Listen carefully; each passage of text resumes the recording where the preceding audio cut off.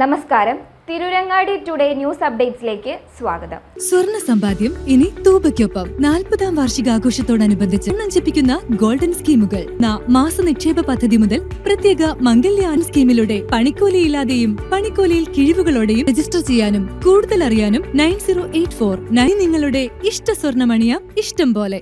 തെയ്യാലയിൽ jewellery ജീവനക്കാരനെ തട്ടിക്കൊണ്ടുപോയി 1.25 കോടി രൂപയുടെ സ്വർണം കവർച്ച ചെയ്ത 6 പ്രതികൾ താനൂർ പോലീസിന്റെ പിടിയിൽ.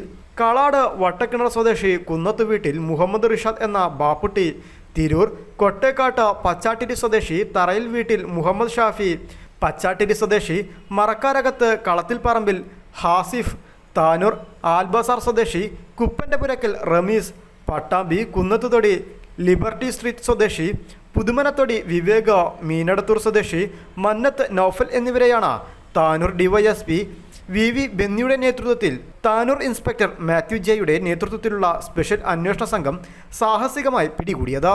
പാലക്കാട് വെച്ചാണ് പ്രതികളെ പിടികൂടിയത്. പ്രതികൾ ഉപയോഗിച്ചിരുന്ന കാറും 900 ഗ്രാം സ്വർണവും പിടിച്ചെടുത്തു.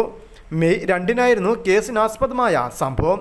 വൈകുന്നേരം 4:30-നായിരുന്നു കവർച്ച നടന്നത്. കോഴിക്കോട് ശുഭ് ഗോൾഡ് എന്ന സ്ഥാപനത്തിൻ്റെ ഉടമ പ്രവീൺ സിംഗ് രജ്പുത്ത്, സ്ഥാപനത്തിലെ ജീവനക്കാരനായ മഹേന്ദ്ര സിംഗ് റാവു എന്നയാളുടെ കൈവശം കച്ചവടത്തിനായി ജ്വല്ലറികളിലേക്ക് കൊടുത്തയച്ച 2 കിലോ തൂക്കം വരുന്ന സ്വർണ്ണാഭരണങ്ങളും 43.5 ഗ്രാം ഉരുക്കിയ സ്വർണ്ണക്കട്ടിയുമടക്കമാണ് പ്രതികൾ കവർച്ച നടത്തിയത്.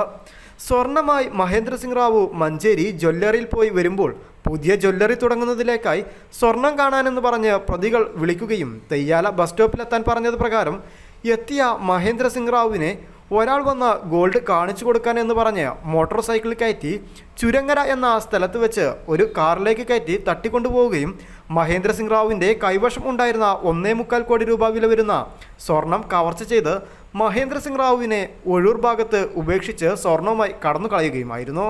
1-ാം പ്രതി മുഹമ്മദ് റിൻഷാദ് എന്ന ബാപ്പുട്ടി സ്വർണ്ണക്കള്ളക്കടത്തിൽ പ്രധാനിയും നിരവധി കേസുകളിൽ പ്രതിയുമായി കാപ്പ ചുമത്തി ജില്ലയ്ക്ക് പുറത്ത് താമസിച്ച് വന്നിരുന്നതും അവിടെ നിന്നും മറ്റു പ്രതികളുമായി ഗൂഢാലോചന നടത്തിയാണ് സ്വർണം കവർച്ച നടത്തിയതെന്നും അന്വേഷണ സംഘം കണ്ടെത്തുകയായിരുന്നു.